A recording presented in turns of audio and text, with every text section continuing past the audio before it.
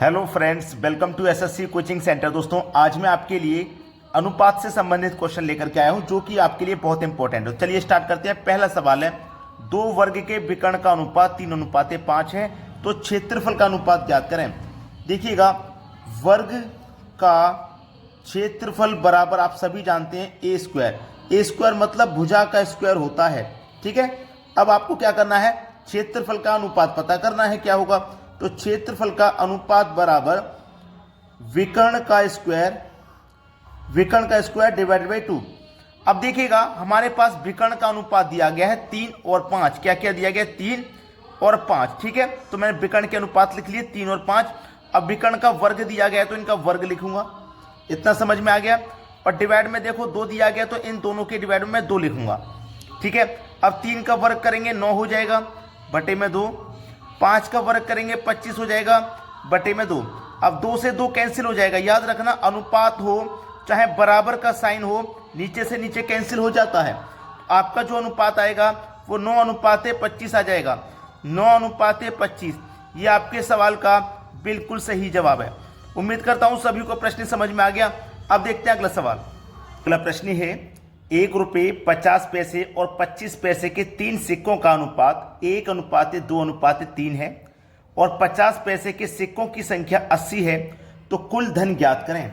देखिएगा, 1 रुपये 50 पैसे और 25 पैसे का जो अनुपात है वो है 1, 2 और 3। ये हमारे पास अनुपात दिया गया। हमें कुल धन पता करना है, यानी कि रुपए पता करना है, तो हमें इन्हें रुपए में बदलना पड़ेगा। अगर 1 रुपये का एक सिक्का है, अगर 1 रुपये का एक सिक्का है, या 50 पैसे के 2 सिक्के हैं, या फिर 25 पैसे के 3 सिक्के हैं, तो ये कितने हो जाएंगे। सबसे जरूरी बात यह है कि हमारे पास 50 पैसे के सिक्कों की संख्या 80 है, यानी कि 50 पैसे के सिक्कों की संख्या हमारे पास 80 है। ठीक है, तो हम क्या करेंगे, यहां पे ध्यान दीजिएगा, इसको हम 2 से डिवाइड करेंगे। क्यों 2 से डिवाइड करेंगे, क्योंकि हमारे पास 50 पैसे का जो अनुपात है वो 2 है। तो हम इसे जब 2 से डिवाइड करेंगे तो कितनी बार में डिवाइड हो जाएगा, ये 40 बार में डिवाइड हो जाएगा। क्लियर इतना बात। अब 40 का मल्टीप्लाई 2 से कर देंगे आप तो ये 80 हो जाएगा। 3 से कर देंगे 120 हो जाएगा, और 1 से कर देंगे तो 40 ही रहेगा। देखिएगा, 50 पैसे के मेरे पास 80 सिक्के थे, लेकिन 50 पैसे का मेरे पास अनुपात 2 था, तो मैंने क्या किया, 50 पैसे के जो सिक्कों की संख्या थी वो 80 थी, उसमें मैंने 2 से डिवाइड किया तो 40 बार में गया। अब 40 का मल्टीप्लाई मैंने तीनों से कर दिया। 40 का मल्टीप्लाई मैंने तीनों से कर दिया। अब इनकी संख्या आसानी से निकल के आ जाएगी। 1 रुपये के 40 सिक्के हैं, मतलब 40 रुपये हो जाएंगे। ठीक है, 50 पैसे के 80 सिक्के हैं तो ये भी 40 रुपये हो जाएंगे, और 25 पैसे के अगर 120 सिक्के हैं तो ये 30 रुपये हो जाएंगे। ठीक है, अब सबको जोड़ लो, 40 और 40 80, 80 में जोड़ेंगे 30 तो ये हो जाएगा 110। तो कुल धन कितना है, 110 रुपया है। ये आपके सवाल का बिल्कुल सही जवाब हो जाएगा। अब देखते हैं अगला प्रश्न। अगला प्रश्न है, एक थैले में 110 रुपये हैं, जिसमें 1 रुपये 50 पैसे और 25 पैसे के सिक्के का अनुपात 1, 2, 3 है, तो 50 पैसे के कितने सिक्के हैं। हमारे पास 1 रुपया 50 पैसे और 25 पैसे के सिक्के हैं 1, 2, 3 के अनुपात में। ठीक है, 1, 2, 3 के अनुपात में है। अब देखिएगा, यहां पे हमसे बोला गया है कि 110 रुपये है टोटल योग है हमारे पास 110 रुपये का। ठीक है, अब ध्यान देना कि मेरे पास 1 रुपये का एक सिक्का है तो वो कितने रुपये बनाएगा, 1 रुपया। 50 पैसे के 2 सिक्के हैं तो ये भी 1 रुपया बनाएंगे, और 25 पैसे के 3 सिक्के हैं तो ये 0.75 रुपये बनाएंगे। अगर मैं इन सभी को जोड़ लूंगा, क्योंकि मैंने क्या किया है, मेरे पास रुपये दिया गया था तो मैंने इनको रुपये में बदला है। रुपये में जब मैंने बदला तो 1 रुपया 2 रुपया और मिलकर के ये हो गया 2 रुपया 75 पैसा हो गया। तो मेरे पास रुपये का योग ये है और अनुपात के रुपये का योग 2.75 है, 2.75। अब मैं क्या करूंगा, दशमलव को जब हटाऊंगा तो दशमलव का 2 संख्या है तो ऊपर 2 जीरो लग जाएंगे। अब इसी को कटा लेना है, बस आपका आंसर आ जाएगा। ठीक है, चलिए मैं इसे कितने से कटा सकता हूं वो देखता हूं। मैं इसे कटा सकता हूं 11 से। कटेगा क्या, 11 से कटेगा क्या, 11 कम 11 ये कट जाएगा, 11 दूने का 22, 5 बचेगा 55, 22 में 27 में से 22 कटेगा 5, 55 ये कट जाएगा।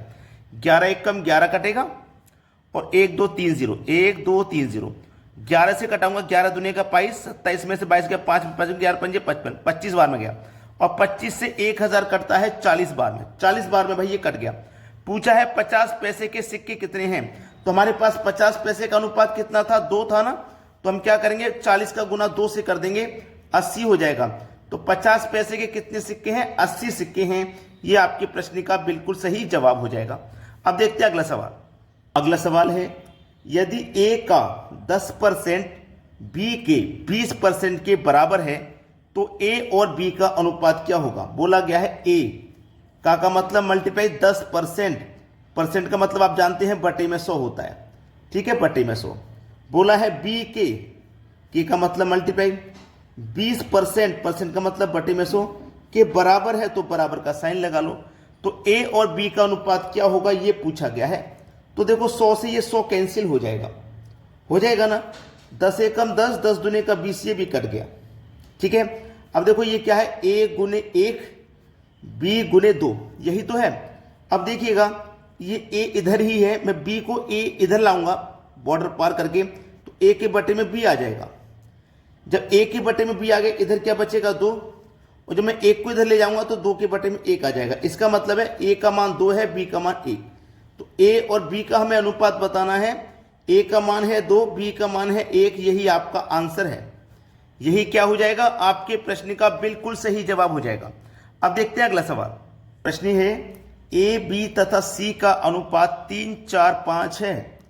ए बी और सी इनका अनुपात 3 4 5 है और तीनों का योग 14,400 है। तीनों का योग 14,400 है। जब हमारे पास योग दिया जाता है तो हम अनुपातों का भी योग करते हैं। तो 3 और 4 7, 7 और 5 12। तो इस योग में अनुपात के योग से हम डिवाइड करेंगे।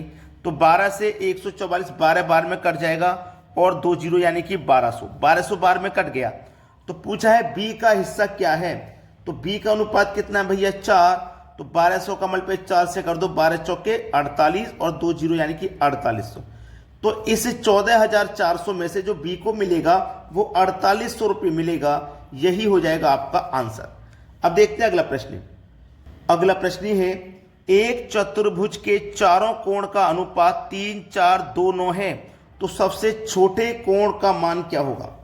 देखो 3 4 2 9 है। याद रखना एक चतुर्भुज जो होता है उसके चारों कोणों का जो योग होता है वो होता है 360 डिग्री, ठीक है। और हमारे पास अनुपात है तो अनुपात का योग कर लेंगे। 9 और 2 11, 11 और 4 15, 15 और 3 18। तो इस योग में अनुपात के योग से डिवाइड कर दो। 18 दूने का 36 और 1 0 20 बार में कट गया। बोला सबसे छोटा कोण का मान, जो अनुपात में सबसे छोटा होगा वही कोण छोटा। अनुपात में सबसे छोटा 2 है तो 20 का मल्टीप्लाई 2 से कर दो यानी कि 40। ये सबसे छोटा कोण है, मतलब यही आपका आंसर हो जाएगा। अब देखते हैं अगला प्रश्न। अगला प्रश्न है, एक चतुर्भुज के कोणों का अनुपात 1 2 3 4 है। 1 2 3 4 है। तो सबसे बड़ा कोण ज्ञात करें। देखो चतुर्भुज के चारों कोणों का योग होता है 360 डिग्री।